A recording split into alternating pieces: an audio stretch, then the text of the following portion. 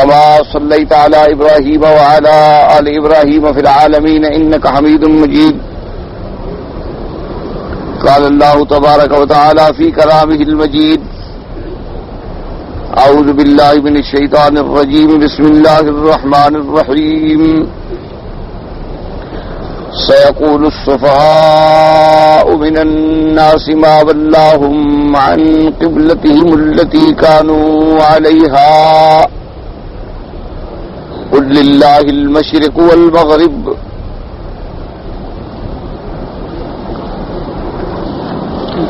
آگے کیا آیت ہے؟ یہاں تو آیت ہی غلط ہے.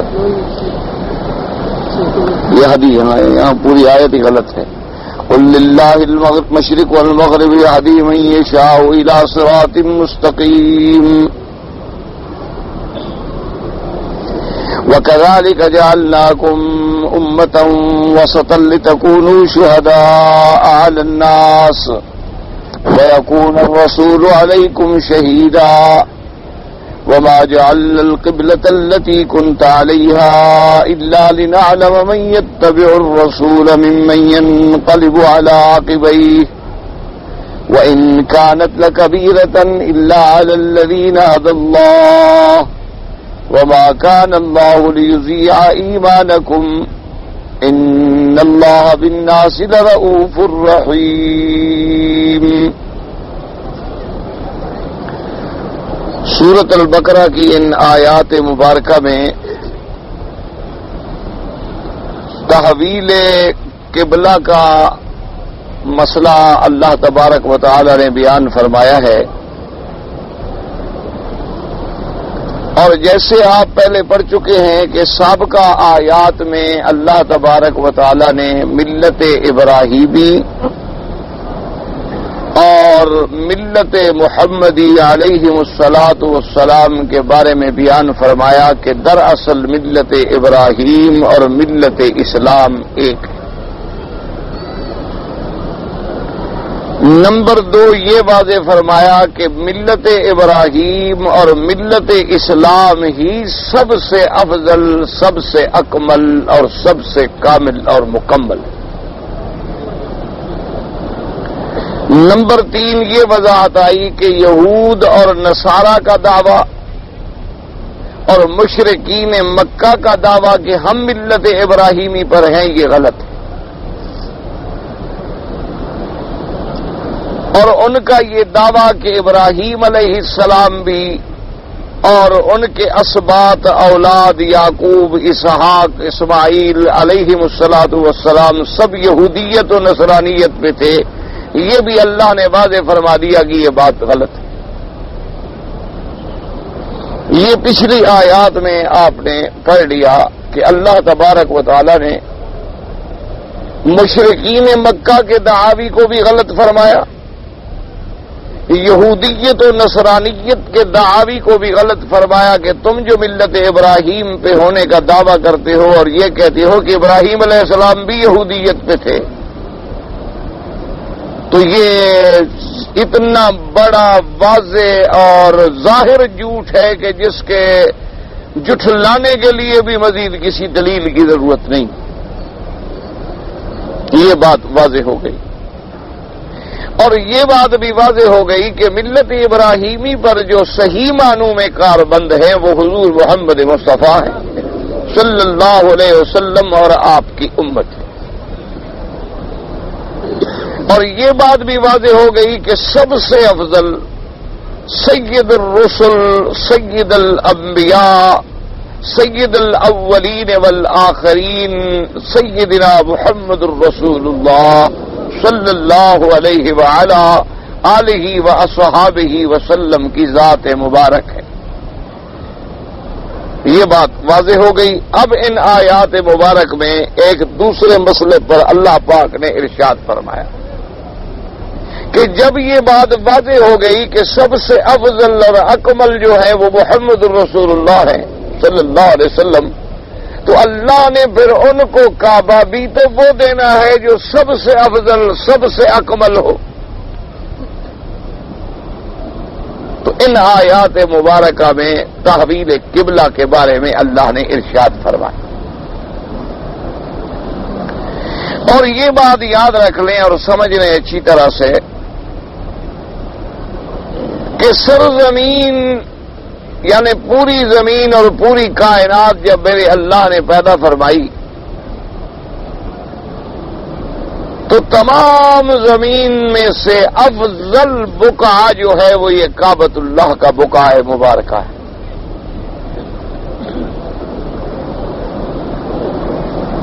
یعنی اللہ تبارک و تعالی نے جیسے قرآن پاک میں ارشاد آتا ہے نا کہ اللہ نے زمین اور آسمان کو حکم دیا ائتیا طوعا او کرہا قالتا اتینا طائعین. اللہ نے حکم فرمایا کہ تم میری اطاعت کرو، چاہے تم میری اطاعت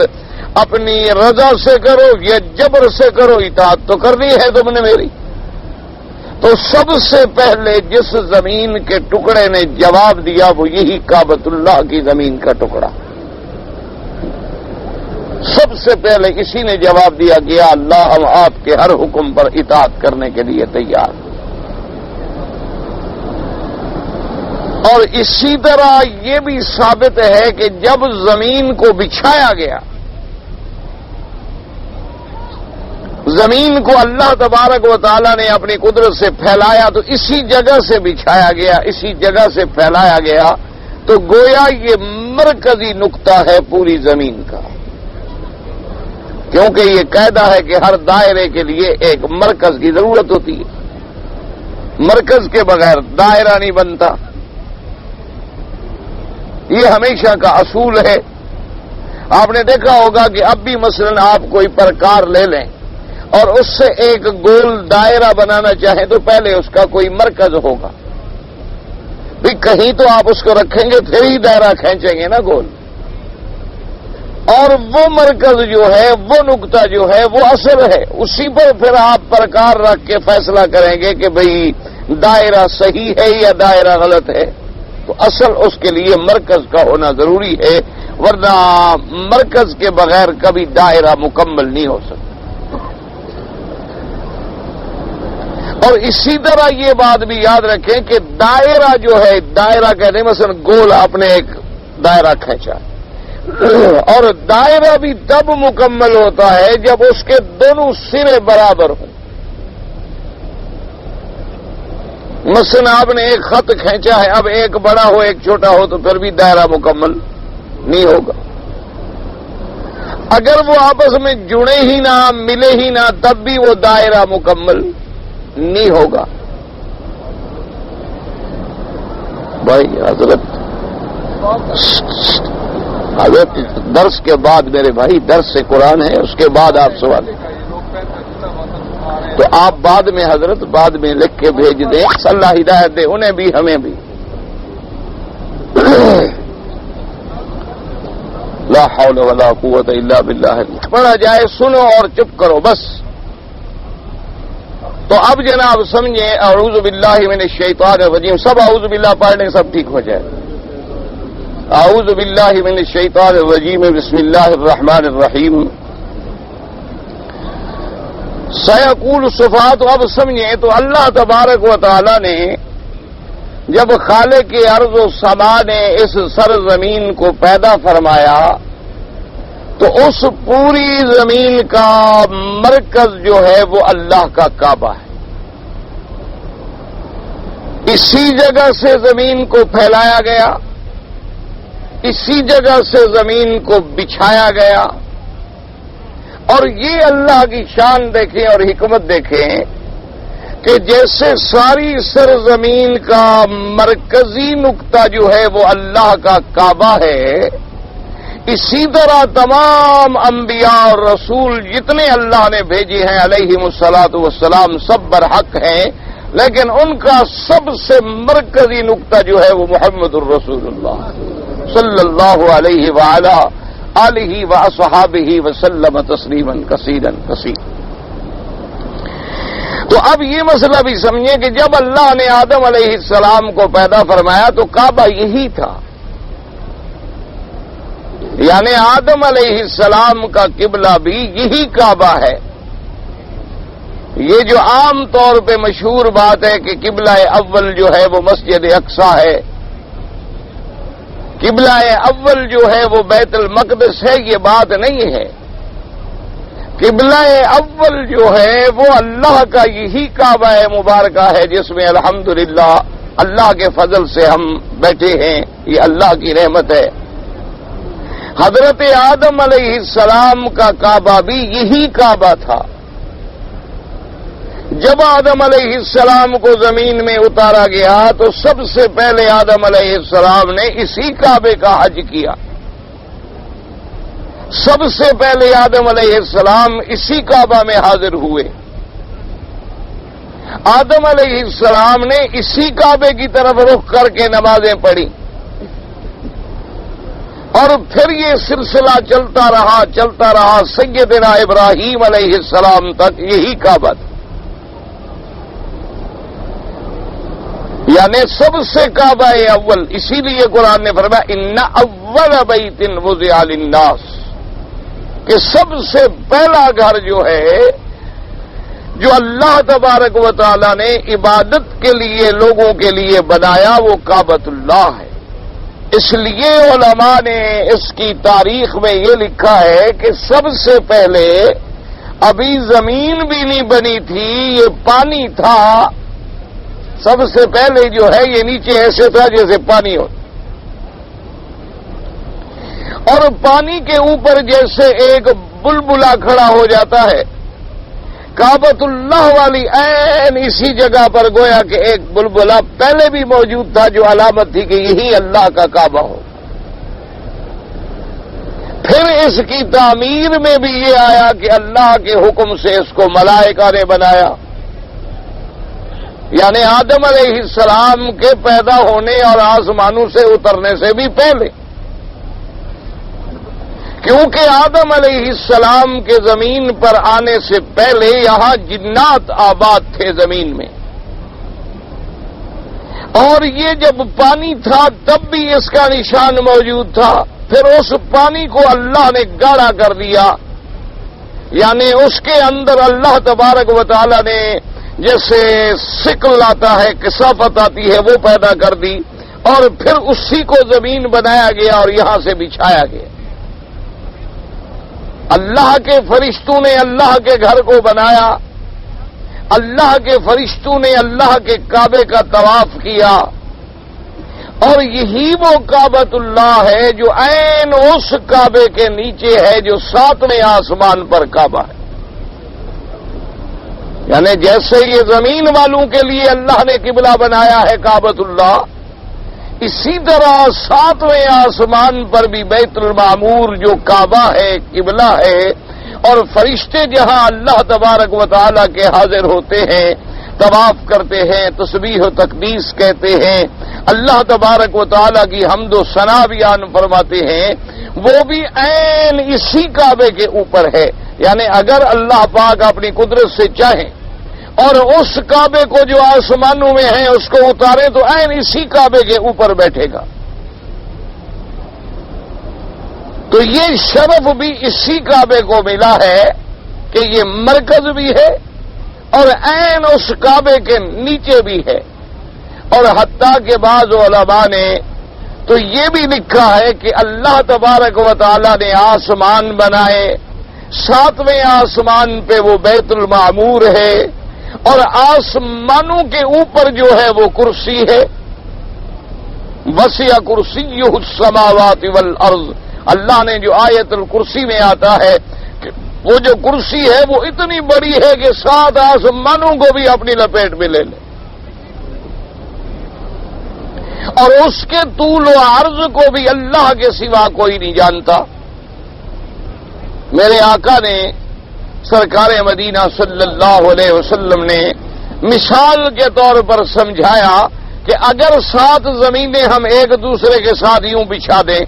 اور 7 آسمانوں کو بھی یوں بچھا دیں تو کرسی کے مقابلے پر یہ ایسے نظر آئیں گے کہ حلقۃ ملقات فی فلات من الارض،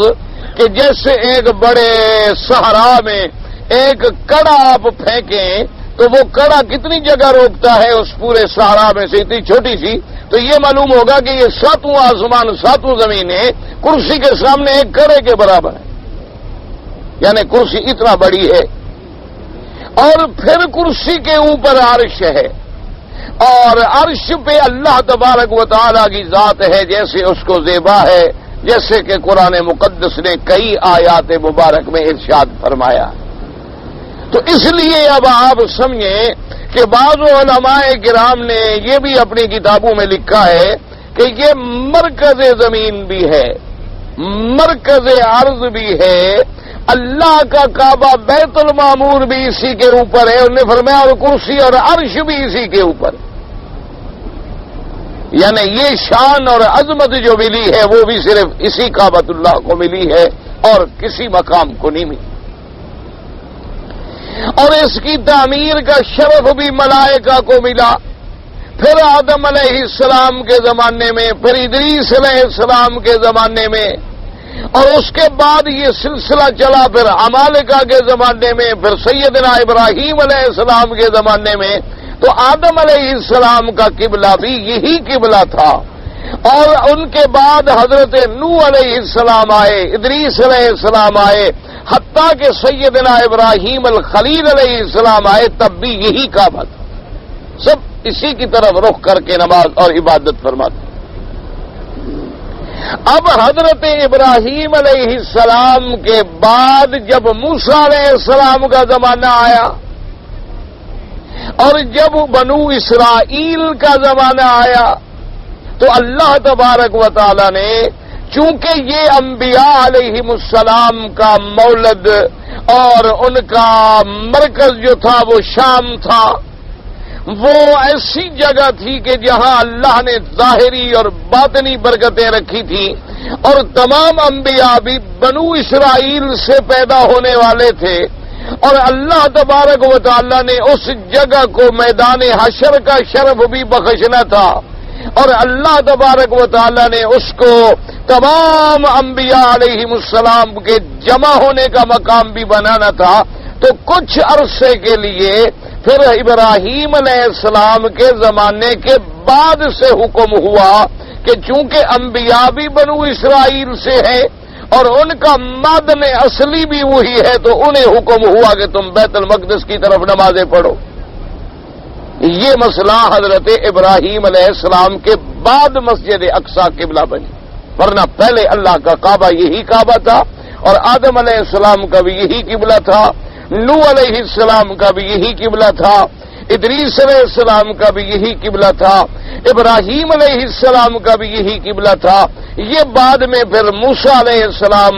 اور یعقوب علیہ السلام اور عیسیٰ علیہ السلام کے زمانے میں مسجد اقصی کو قبلہ بنانے کا حکم دیا گیا، اور اسی طرف پھر عبادت اور نماز ہوتی۔ اب میرے مدنی سرکار پیدا ہوئے ہیں حضرت عیسیٰ علیہ السلام کے بعد۔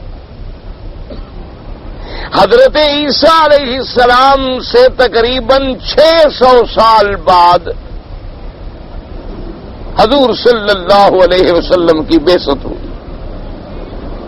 تو جب حضور صلی اللہ علیہ وسلم کی بعثت ہوئی ہے تو اس وقت قبلہ جو ہے عیسیٰ علیہ السلام کا قبلہ بھی مسجد اقصی تھا، تو حضور صلی اللہ علیہ وسلم کا قبلہ بھی مسجد اقصی رہا۔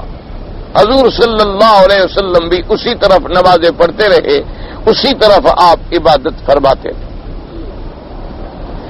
اور 40 سال کے بعد جب حضور کو نبوت ملی، اللہ کا قرآن نازل ہوا، وحی نازل ہوئی، باقاعدہ اعلان نبوت اور رسالت ہوا، تب بھی وہ قبلہ جو ہے عیسیٰ علیہ السلام والا قبلہ رہا۔ حضور صلی اللہ علیہ وسلم اپنی نمازیں جو ہیں وہ مسجد اقصی کی طرف پڑھتے ہیں۔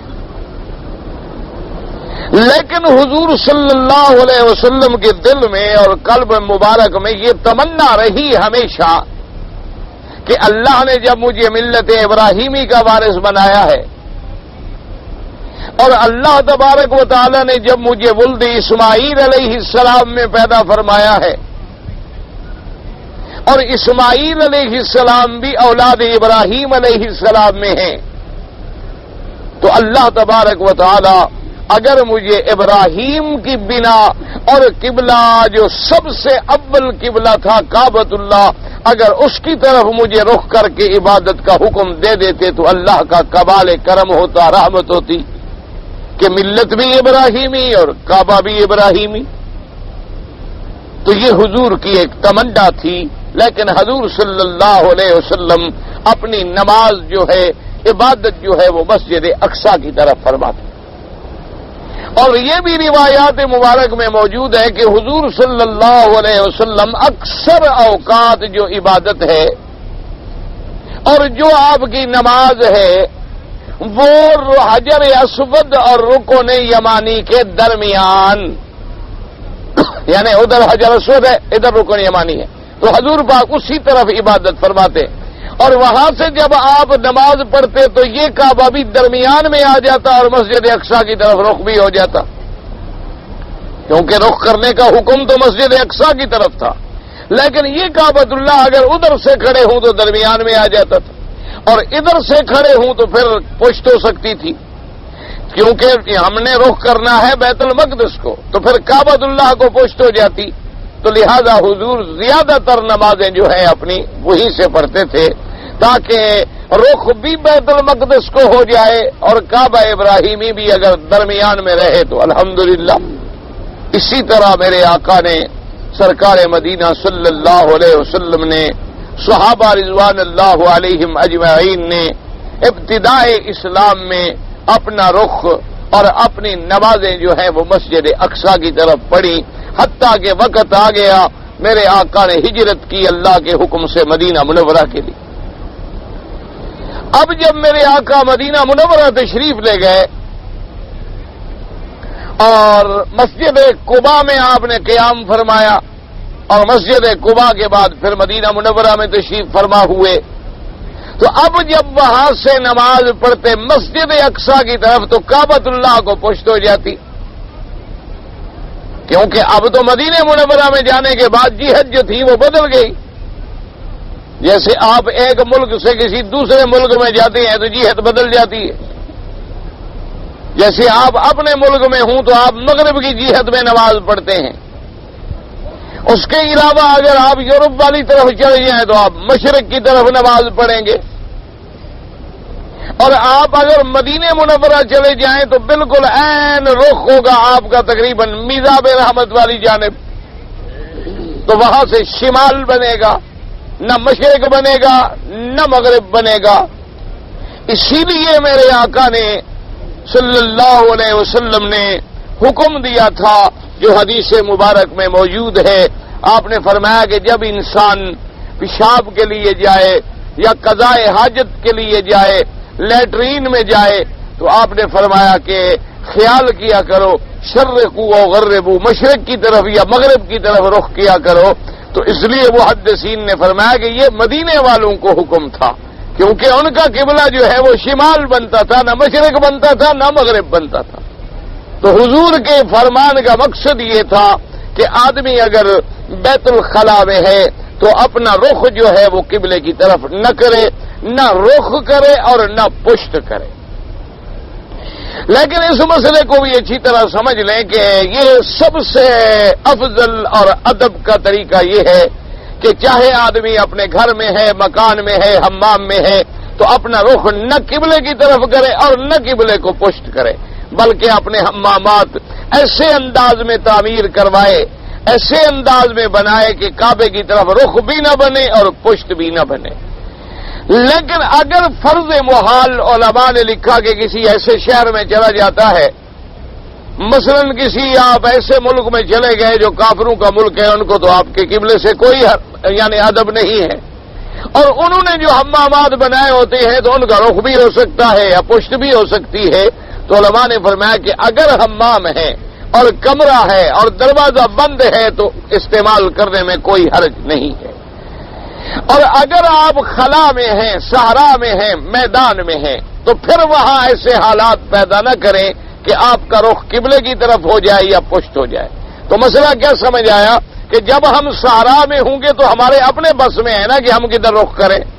جب ہم جنگل میں ہوں گے تو ہم آزاد ہیں، تو لہذا ہمیں ادب قائم رکھنا چاہیے کہ نہ ہم قبلے کی طرف رخ کریں اور نہ پشت کریں. لیکن اگر ہم مکان میں ہیں تو اب ہمارے بس میں تو ہے نہیں، وہاں تو جس انداز میں حمام بن گیا ہے ہم نے مجبوراً اس کو استعمال کرنا ہے. ہاں اگر وہاں حمام ایسا ہے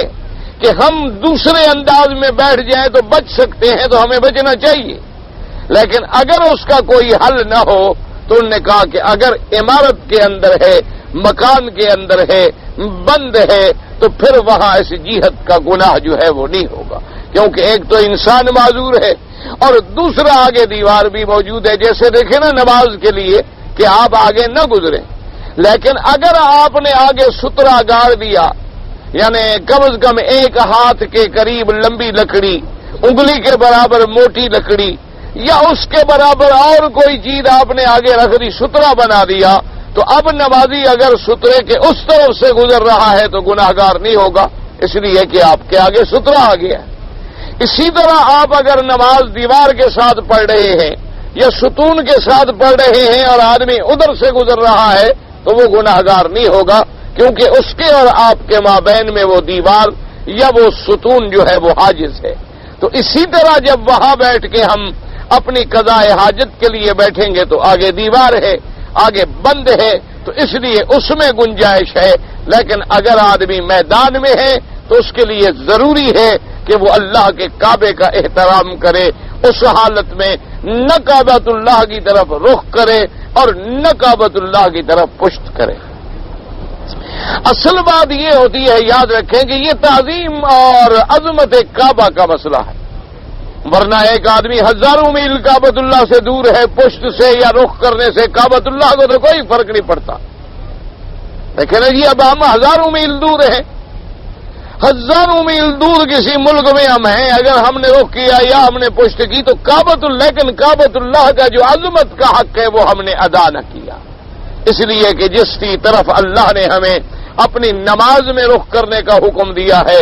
جو زندگی میں بھی ہمارا قبلہ ہے، جو موت کے بعد بھی ہمارا قبلہ ہے، تو جس کی طرف ساری زندگی ہم عبادت کی کیفیات میں رخ کرتے رہے تو اس کی طرف آپ بری حالت کے اندر رخ کریں گے تو لہذا اس کی تعظیم میں کمی کا باعث ہوگا۔ اور یہ اللہ کے جتنے شعائر ہیں ان کے لیے قرآن نے حکم دیا ہے، وَمَن يُعَظِّمْ شَعَائِرَ اللَّهِ فَإِنَّهَا مِن تَقْوَى الْقُلُوبِ، فرمایا یہ دلوں کا تقوی ہے کہ اللہ نے جن کو شعائر بنایا ہے تم ان کی عظمت کرو، تم ان کی عزت کرو، تم ان کی تکریم کرو، اور تم ان کی تعظیم میں کوئی ایسی بات نہ کرو جو ان کے شان کے خلاف ہو یا ادب کے خلاف۔ اب جناب تو حضور صلی اللہ علیہ وسلم، سرکار مدینہ صلی اللہ علیہ وسلم جب مدینہ منورہ ہجرت کے بعد تشریف لے گئے تو بعض روایات مبارک میں ہے کہ 16 مہینے تک، اور بعض روایات میں ہے کہ 17 مہینے تک۔ دراصل یہ غلطی نہیں ہوتی، یاد رکھیں عرب میں ایک رواج ہے کہ کبھی وہ کسر کو نہیں گنتے، مثلا 16 مہینے 10 دن ہو گئے تو کہیں گے جی 16 مہینے، اور بعض لوگ جو ہیں وہ قصور کو بھی پورا مہینہ گن لیتے ہیں، جو اوپر 10 دن تھے انہوں نے کہا نہیں جی نہیں، تقریباً 17 مہینے۔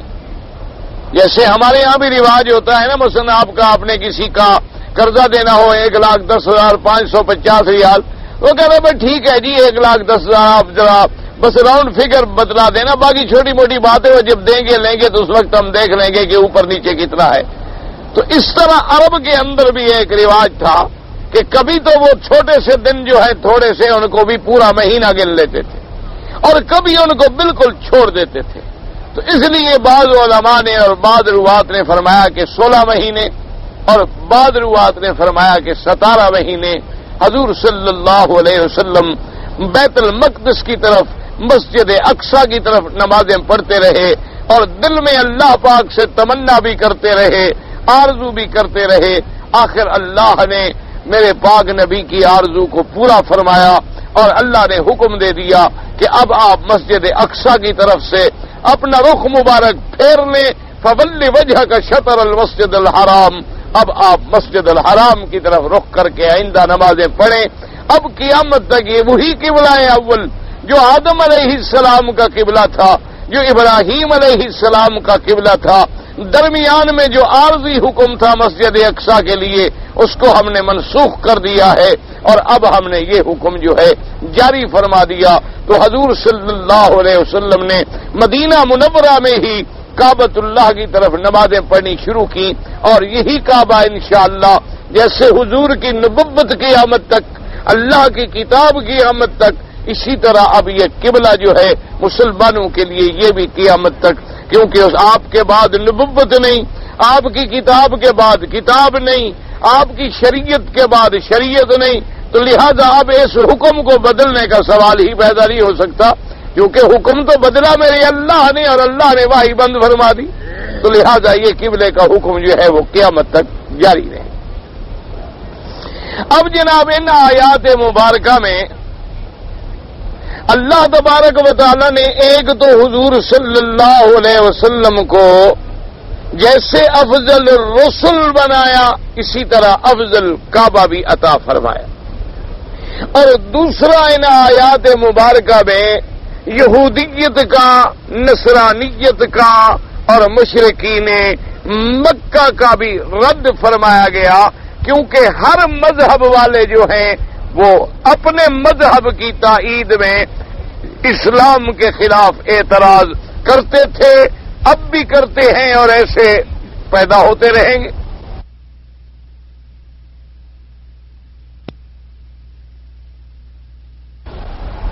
یعنی مشرکین مکہ لوگوں کو یوں شکوک ڈالتے تھے، اور نصرانی جو تھے اور یہودیت جو تھی وہ لوگوں کو یہ شکوک ڈالتے تھے، وہ کہتے تھے دیکھو بھائی اصل چیز تو عبادت ہے،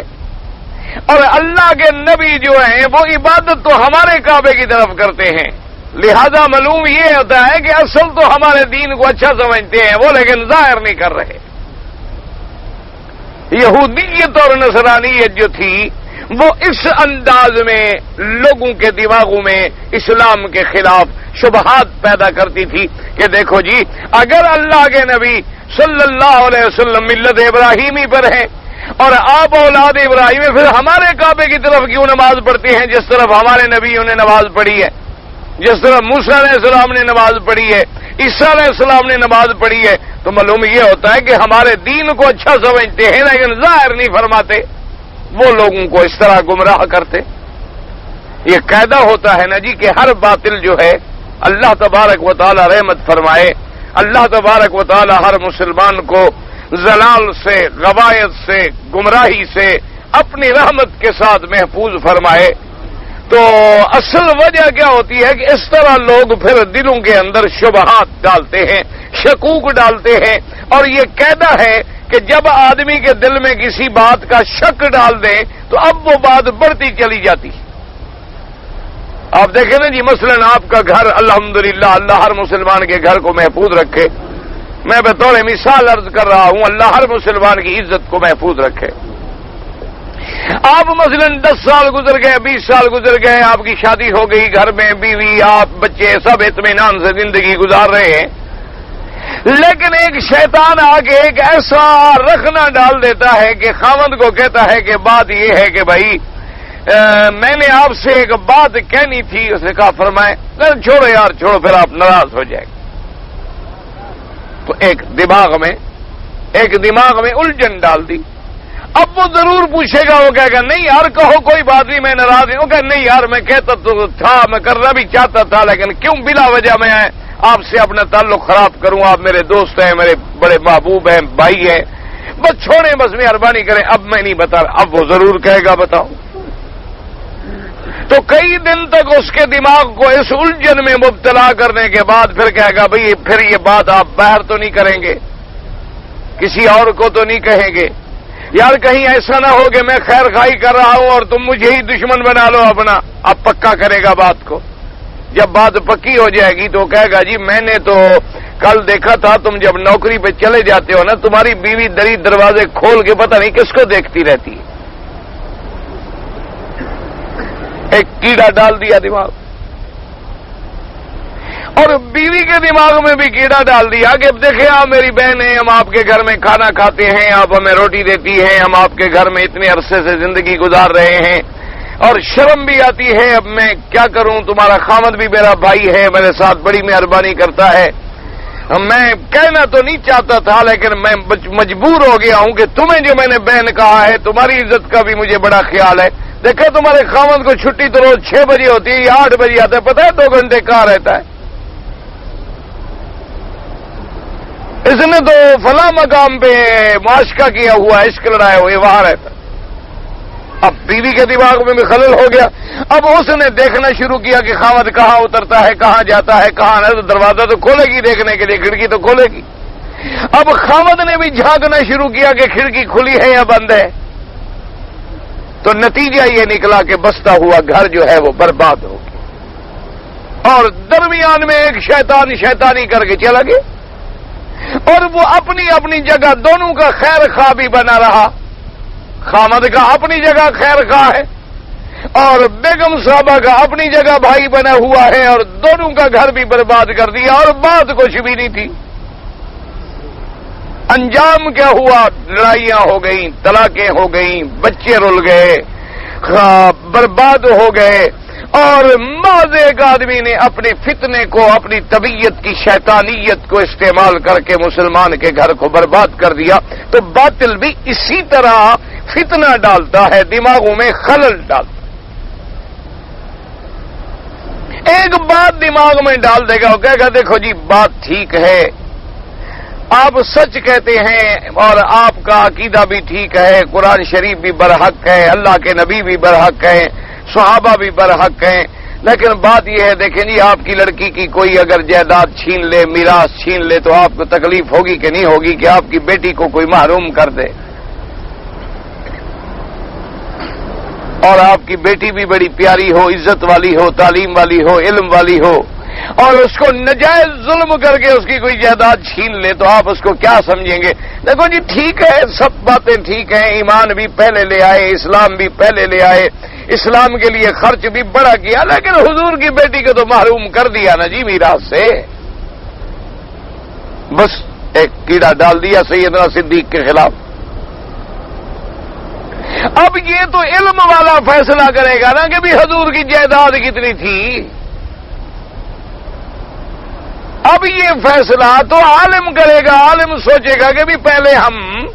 جائیداد کے محروم ہونے کا مسئلہ تو بعد میں کریں گے، پہلے یہ تو سوچیں گے حضور پاک کی کل جائیداد کتنی تھی، اور دوسری بات یہ سوچیں گے وہ جو مسئلہ فدق کا انہوں نے بنایا ہوا ہے وہ ہے کیا؟ وہ حضور کی ملکیت تھی، جنگ میں ملا تھا، مال غنیمت تھا، وہ خمس تھا،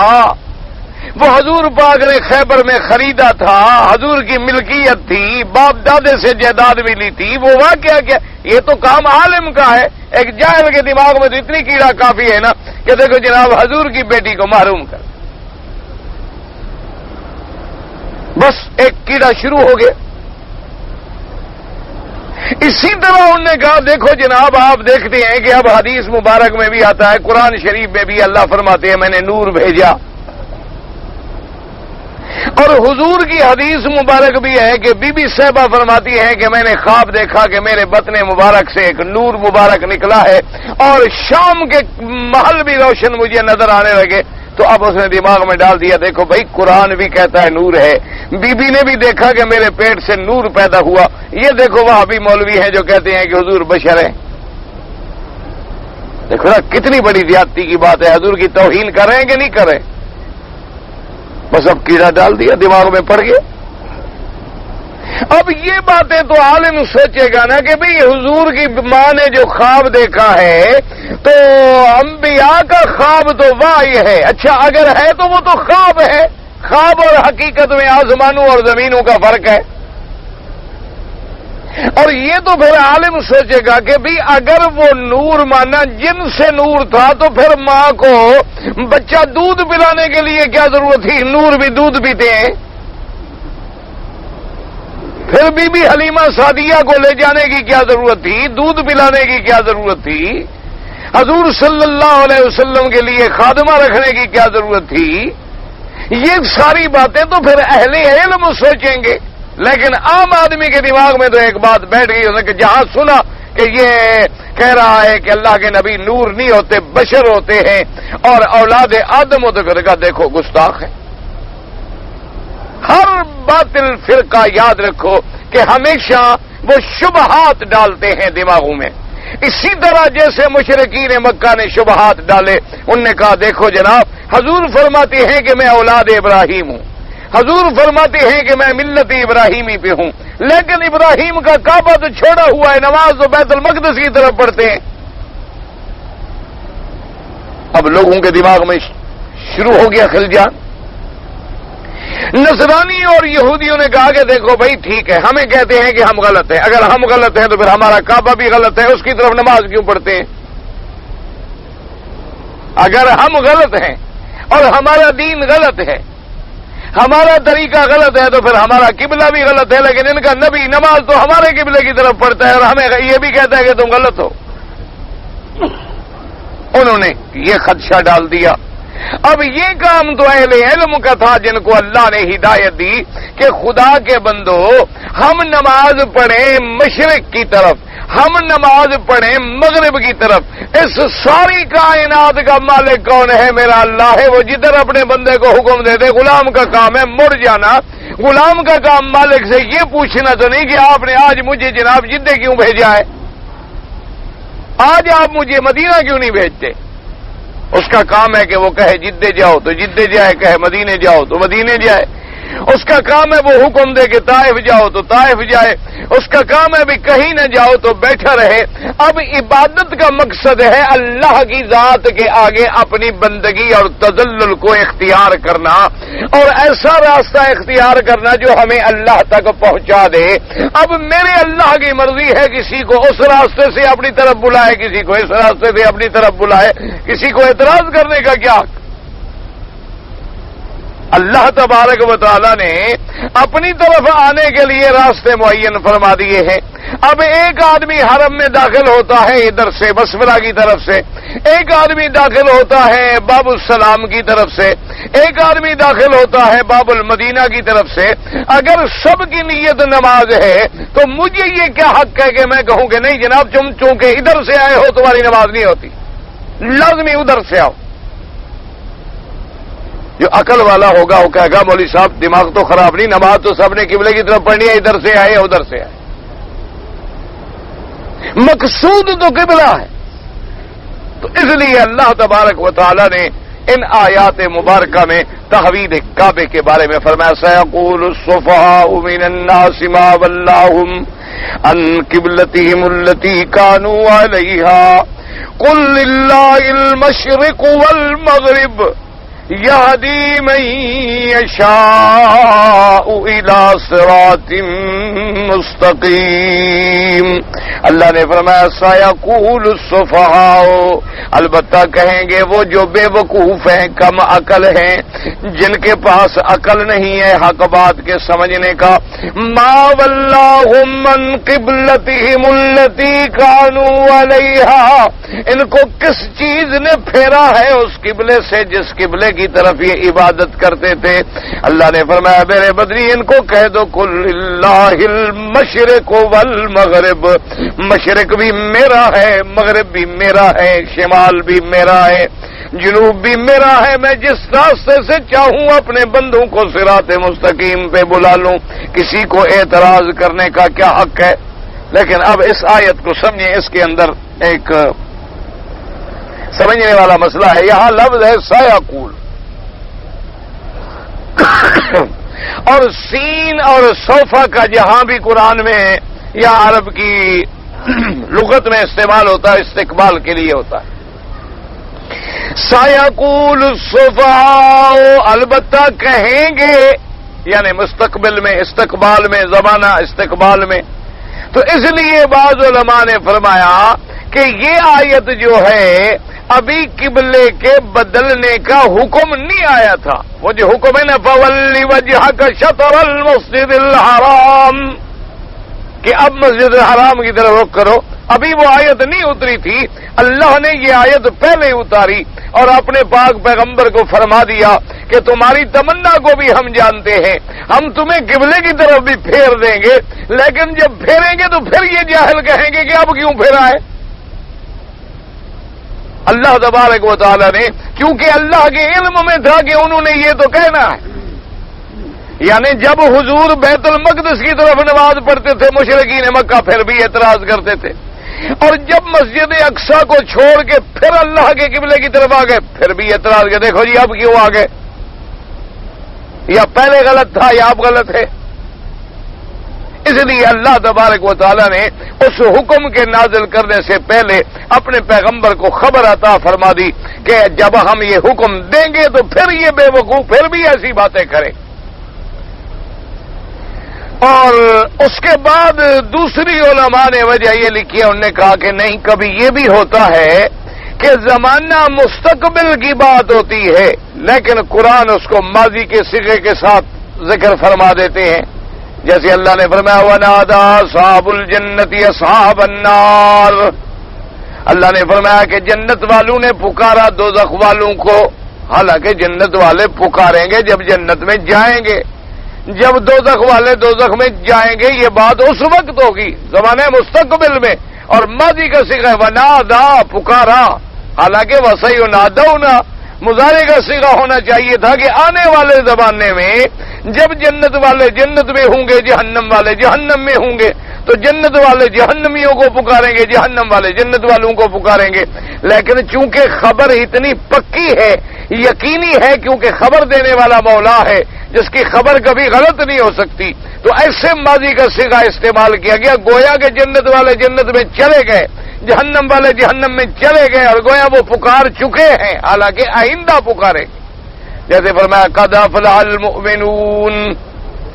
اللہ نے فرمایا کہ تحقیق فلاح پا گئے ایمان والے، لیکن معنی یہ ہے کہ آخرت میں فلاح پائیں گے ایمان والے، اب دنیا میں تو ایمان والا جتنا ایمان پہ زیادہ قوی ہے اتنا زیادہ پریشان ہے۔ آج کل تو یہ عالم ہے نا کہ جتنا آدمی ایمان پہ پکا ہے، جتنا ایمان پہ وہ مضبوط ہے، جتنا ایمان پہ وہ کاربند ہے، اتنی زیادہ وہ امتحان میں مبتلا ہے مسکین، اتنی زیادہ اس کے ساتھ، اور جتنی ایمان سے دور ہے، ٹھیک ہے مزے کر رہا ہے، کافروں سے بھی اس کی بن جاتی ہے، فاسقوں سے بھی بن جاتی ہے، ہندوؤں سے بھی بن جاتی ہے، مشرکوں سے بھی بن جاتی ہے، اور جو پکا ایمان پہ ہے وہ بندہ تو عالم سے خفا میرے لیے ہے، وہ تو سارے جہان سے پھر علیحدہ کھڑا ہے۔ تو کامیاب کب ہوں گے؟ کامیاب ہوں گے آخرت میں، لیکن اللہ نے فرمایا مومن کامیاب ہو گئے، کیونکہ جب خدا خبر دینے والا ہو تو اس کی خبر میں کبھی شک نہیں ہوتا، اس لیے صیغہ مضارع کا تھا لیکن صیغہ ماضی کا استعمال کیا گیا۔ تو بعض علماء نے فرمایا کہ یہاں صیغہ تو مضارع کا استعمال کیا گیا جو استقبال کے لیے فائدہ دیتا ہے، لیکن مراد ماضی ہے، سَيَقُولُ السُّفَهَاءُ مِنَ النَّاسِ مَا وَلَّاهُمْ، یعنی معنی یہ ہے کہ کہیں گے کا کیا معنی، یعنی کہا ان لوگوں نے جو بے وقوف تھے، کہا ان لوگوں نے جو بے وقوف تھے، یعنی صیغہ تو مضارع کا ہے لیکن بمعنی ماضی کے استعمال ہوا ہے، اس لیے بعض علماء نے فرمایا کہ یہ آیت مبارک جو ہے تحویل قبلہ کے بعد اتری ہے، لیکن مضارع کا صیغہ ہے، مراد اس میں ماضی ہے۔ اور دوسری بات یہ سمجھیں کہ اعتراض یہ تھا نا کہ جی ما واللہ من کے ان کو کسی چیز نے پھیرا کہ اب مسجد اقصی کو چھوڑ کے پھر یہ کعبے کی طرف آ گئے ہیں، تو اس کے جواب جو ہیں اللہ نے بھی دو جواب دیے ہیں۔ ایک جواب جو ہے جس کو علماء کی اصطلاح میں کہتے ہیں حاکمانہ جواب، اور ایک جواب جو ہے وہ ہے حکیمانہ جواب۔ ایک جواب تو حاکمانہ ہے، کیا مانا کہ جیسے حاکم ہوتا ہے نا جی، آپ کوئی بات کریں وہ اقتدار ہے، اس کے پاس طاقت ہے، کہے گا جاؤ باہر جاؤ، کیوں اس کے پاس تو طاقت ہے، قوت ہے، آپ کیا کریں گے اس کے آگے؟ اور سب سے بڑا مالک الملک جو ہے وہ تو اللہ کی ذات ہے۔ تو جب انہوں نے کہا کہ ما واللہ من، اللہ نے فرمایا میرے مدری کہہ دو کل للہ المشرق والمغرب، مشرق بھی میرا ہے مغرب بھی میرا ہے، تم کون ہو اعتراض کرنے والے؟ کیا مشرق تم نے پیدا کیا ہے، مغرب تم نے پیدا کیا ہے، شمال تم نے بنایا ہے، جنوب تم نے بنایا ہے، آسمانوں اور زمینوں کو تم نے پیدا، تم کون ہو کہنے والے؟ مشرق بھی میرا مغرب بھی میرا، میں چاہوں تو مشرق کی طرف پھیر دوں، میں چاہوں تو مغرب کی طرف۔ یہ تو حاکم والا جواب تھا کہ وہ مالک ہے، اس کے آگے کون بول سکتا؟ اور اس کے بعد پھر حکیمانہ جواب بھی عطا فرمایا کہ یہدی من یشاء الی صراط مستقیم، اور آگے بھی اگلی آیت جو ہے وہ بھی حکیمانہ جواب پہ مشتمل ہے۔ فرمایا کہ جاہلو سمجھو مقصد تو ہے اس صراط مستقیم تک پہنچانا، اب یہ مالک کی مرضی ہے جس رستے سے جس کو چاہے پہنچا دے، چاہے تو اس رستے سے پہنچا دے، چاہے تو اس رستے سے پہنچا دے، چاہے تو اس رستے سے پہنچا دے، کیونکہ مقصد اصلی جو ہے، مقصود حقیقی جو ہے، وہ تو صراط مستقیم ہے۔ اب صراط مستقیم پر ہم نے چاہا تو کسی کو مسجد اقصی کے راستے سے پہنچا دیا، ہم نے چاہا تو کسی کو اپنے کعبہ اول کے راستے سے پہنچا دیا، تو لہذا ہمارا مقصود جو ہے وہ تو حاصل ہو گیا، ہماری اتباع جو ہے وہ تو حاصل ہو گئی، لہذا اس میں کسی کو اعتراض کرنے کا۔ اب دیکھیں نا کہ اللہ تبارک و تعالی اگر چاہتے تو میرے پاک نبی کو معراج یہاں سے کعبہ شریف سے سیدھا آسمانوں پہ لے جاتے۔ مقصد اصلی تو معراج تھا، لیکن اللہ نے پہلے بیت المقدس لے گئے، پھر بیت المقدس سے معراج پہ لے گئے، کیونکہ وہ بھی قبلہ انبیاء تھا، وہاں بھی مجمع انبیاء تھا، وہ بھی معدن انبیاء تھا، تو اللہ تبارک و تعالی نے اسے بھی شرف بخشا اور پھر وہاں سے معراج بھی کرایا، اس مقام کو بھی شرف بخشا، اور پھر اللہ تبارک و تعالی نے اصل جو مرکز اصلی تھا، جو کعبہ اول تھا، جو قبلہ اول تھا، جو قبلہ آدم تھا، جو قبلہ ابراہیم تھا، پھر آخری امت کو اسی پہ قائم فرما کے اپنے صراط مستقیم کے رستے کو اور بھی آسان فرما دیا۔ تو اس لیے ان تمام آیات مبارکہ میں، جیسے اگلی آیت آپ پڑھیں گے وَكَذَلِكَ جَعَلْنَاكُمْ أُمَّةً وَسَطًا، اللہ نے فرمایا کہ جیسے میں نے اپنے مدنی کو امت ایسی امت عطا فرمائی ہے جو امت اعتدال ہے، جو امت وسط ہے، تو ہم نے کعبہ بھی وہ عطا فرمایا ہے جو وسط ہے، کعبہ بھی وسط ہے اور میرے محمد مدنی کی امت بھی وسط ہے۔ اللہ تبارک و تعالی آپ کو بھی اور مجھے بھی صحیح دین سمجھنے کی توفیق عطا فرمائیں۔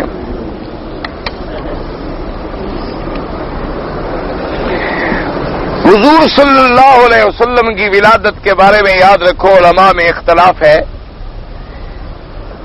بعض علماء تو فرماتے ہیں کہ 9 ربیع الاول کو ولادت ہوئی ہے، اور زیادہ راجح دلائل یعنی قوی دلائل بھی اسی طرف ہیں کہ 9 کو ولادت ہوئی،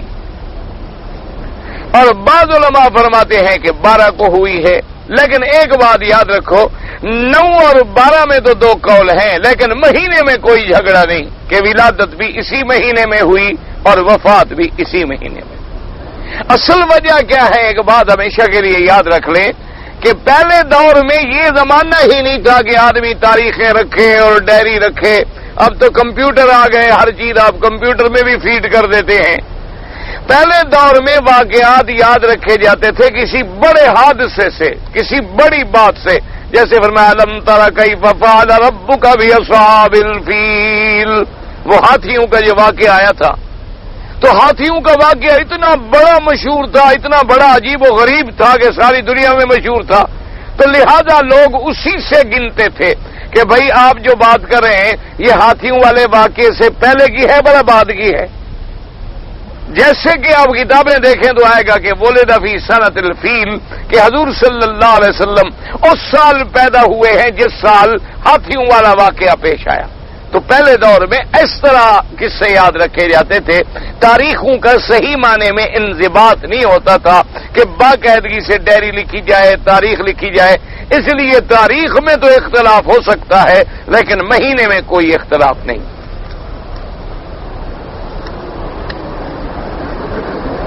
ہاں باہر بھائی اس میں کوئی شک ہے کہ ہم باہر جو گئے تھے تو اللہ کے دین کے لیے ختم نبوت کے کانفرنسیں تھیں اور اس کے علاوہ جلسے تھے، تو مولوی کا کام تو یہی دین کی تبلیغ ہوتا ہے، اور باہر جائے گا تو کیا کرے گا۔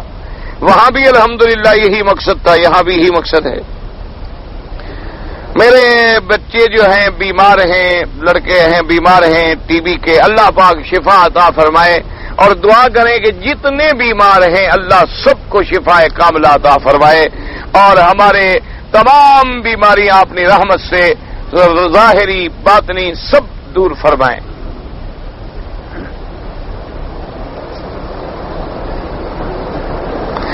میرے عزیز ہیں، پتہ لکھتا ہے کچھ سمجھ نہیں آیا، بہرحال کہ انتقال کر گئے ہیں، تو ان کے لیے میں کیا کروں؟ ان کے لیے سب سے پہلے تو آپ دعائے مغفرت کریں، والد ہیں یا عزیز ہیں۔ اور دوسری سب سے بڑی بہتر بات یہ ہے کہ ان کے لیے اگر اللہ نے تمہیں پیسہ دیا ہے، توفیق دی ہے، تو کوئی صدقہ جاریہ بنا دو۔ دیکھو نا جی، آپ نے کسی غریب کو 1-1 روپیہ دے دیا، اب 1-1 روپے سے کیا بنے گا؟ آپ کا پیسہ بھی لگ گیا لیکن دوسرے کو بھی فائدہ نہیں پہنچتا۔ یہ تو ایک عادت ہو گئی ہے نا مانگنے والوں کی، وہ تو خیر شام تک اپنا حساب برابر کر لیتے ہوں گے، ورنہ یہ ہے کہ عام طور پہ ایسی چیزوں سے کوئی فائدہ نہیں ہوتا، کوئی نفع نہیں ہوتا۔ اس لیے حکم ہے کہ صدقات جاریہ پہ زور دیا جائے۔ کیا معنی؟ کہیں مسجد بنا دیں، کہیں مدرسہ بنا دیں، یا کوئی مدرسہ زیر تعمیر ہے اس کو مکمل کرا دیں، کوئی مسجد بن رہی ہے اس کو مکمل کرا دیں، کہیں ایسی جگہ ہے لوگوں کے پاس پانی پینے کا نہیں ہوتا، وہاں ان کے لیے پانی کا انتظام کر دیں، چونکہ بہت بڑا سب سے حضور نے فرمایا کہ افضل صدقہ جو ہے لوگوں کو پانی پلانا ہے، کہ ایسے علاقے کتنے موجود ہیں جہاں لوگوں کو پینے کا پانی صاف نہیں ملتا، وہ بیچارے باہر کے جھیلوں سے اور جوہڑوں سے اور جو بارش کے پانی اور گندے نالوں کے پانی جمع ہوتے ہیں اسی سے بھر بھر کے پیتے رہتے ہیں۔ تو اس لیے آپ ان کے لیے کوئی صدقہ جاریہ کر جائیں تاکہ وہ بات جب تک رہے گی ان کو ثواب ملتا رہے گا۔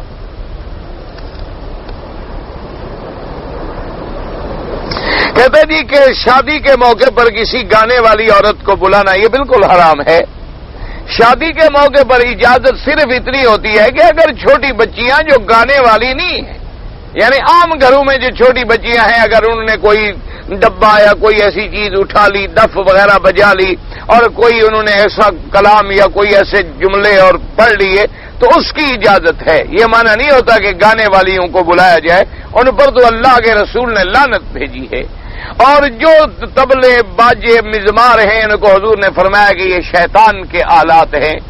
اور حضور صلی اللہ علیہ وسلم نے فرمایا کہ یہ جو ہمارے گانے بجانے کی آوازیں ہیں یہ شیطانی جال ہے جو انسانوں کو، مردوں کو اور عورتوں کو اپنے فتنے میں جکڑ لینے والی چیز ہے۔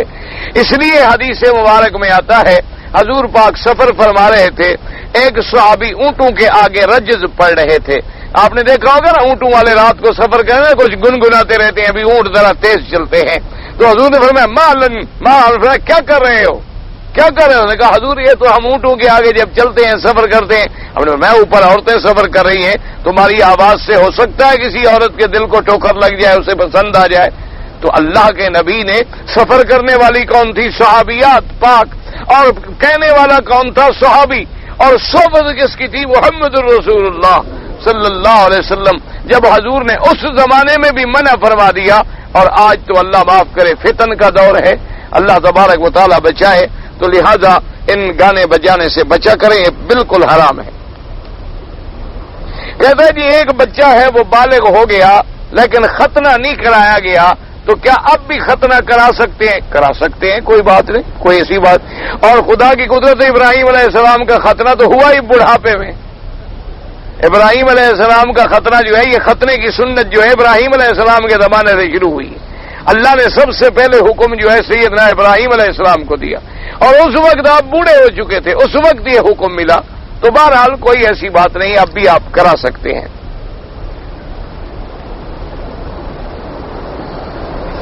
ابلیس عبادت کے ذریعے فرشتوں کے زمرے میں تھا، تو نیچے جو جنات تھے ان کو گمراہ کرنے کے لیے کون تھے؟ ان میں جنات میں سے تھے۔ جیسے اللہ نے فرمایا کہ اب بھی شیطان جنوں میں بھی ہے، انسانوں میں بھی ہے، من الجنۃ والناس، تو صرف جنوں میں تو شیطان نہیں ہے، انسانوں میں بھی تو ہے نا، تو ان کے اندر بھی تھے جیسے انسانوں کے اندر ہیں۔ سارا کام وہی تھوڑا کرتے ہیں، اب تو ہم ان کے استاد ہو گئے۔ اب تو میرے خیال میں ابلیس وغیرہ جو ہے نا وہ تو ہاتھ باندھ کے بھاگ جاتا ہوگا، وہ کہتا ہوگا میرے دماغ میں بھی وہ باتیں نہیں آتی جو یہ سوچ لیتے ہیں۔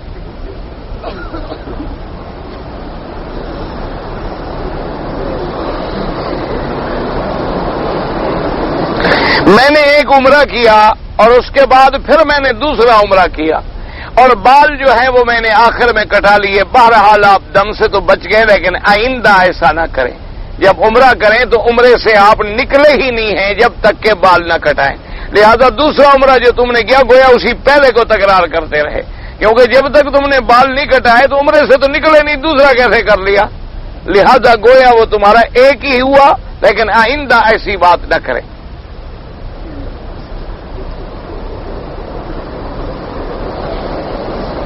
اگر کوئی آدمی مر گیا ہے، اس نے وصیت بھی نہیں کی، اس کے لیے کوئی حج یا عمرہ کرائے، اپنے پیسوں سے کرا دے، سبحان اللہ، اچھی بات ہے، کرا سکتے ہیں۔ دم کے بدلے میں جو روزے ہیں لگاتار ضروری نہیں ہے، وقفے سے بھی رکھ سکتے ہیں۔ جو دعائیں زیارت قبر کے وقت ان کی مغفرت، السلام علیکم یا دار قوم مومنین انشاءاللہ بکم لاحقون انتم السابقون ونحن الاسر، یہ ساری دعائیں کتاب دیکھ لیں، کوئی بھی دعاؤں کی اس میں سے نقل کر لیں۔ مجھے آپ اپنی کتاب کا نام جو ہے دروس حرم، اب وہ دعا کریں، ابھی امید ہے ایک ہفتے تک وہ آ جائے گی، پہنچ گئی ہے تو اس کو چھڑانے میں ہفتہ ایک لگ جائے گا، تو اس کے بعد انشاءاللہ آپ مانگیں گے آپ کو دے دیں گے۔ بچے کا نام جو ہے کیسے رکھیں، بچہ جب پیدا ہو جائے تو نام رکھیں، اور نام وہ رکھیں جو قرآن و سنت کے مطابق ہیں، اسلام کے مطابق ہیں، یا کسی عالم سے پوچھ لیں۔ مزاروں پر جو مٹھائی تقسیم ہوتی ہے وہ کھانا کھلانا دونوں حرام ہیں۔ بیت الخلاء میں پہلے جانا جو ہے دعا اللہم انی اعوذ بک من الخبث والخبائث، اور کھنکھارنے کا مقصد یہ ہوتا ہے کہ کوئی اندر نہ ہو۔ بعض اوقات یہ ہوتا ہے نا جی کہ آدمی اندر گیا، اس نے بند نہیں کی کنڈی، تو اس لیے حکم ہے کہ کھٹکھٹا لو یا آواز دے دو یا کھنکھار لو، تاکہ اندر کوئی ہو تو وہ بھی کھنکھار لے گا، اور بلا وجہ تمہیں کسی غیر کا جو ننگ ہے وہ نہیں دیکھنا ہوگا۔ کہتا ہے جی اگر ہم انڈیا سے آئے ہیں تو ہم نیت کریں رہنے کی، اگر آپ نے رہنا ہے یا آپ نے 15 دن کی نیت کر لی ہے تو مقیم ہو جائیں گے، مسافر نہیں رہیں گے، پھر نماز پوری پڑھیں گے۔ حدیث بخاری شریف میں ہے، اللہم صلی علی سیدنا محمد وعلی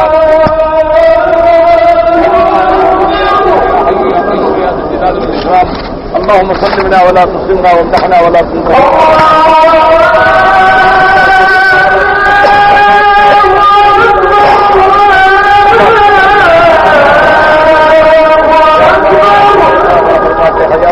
عطا فرما دے، دین کو دین عطا فرما دے، اولاد کو اولاد عطا فرما، ان کی اولاد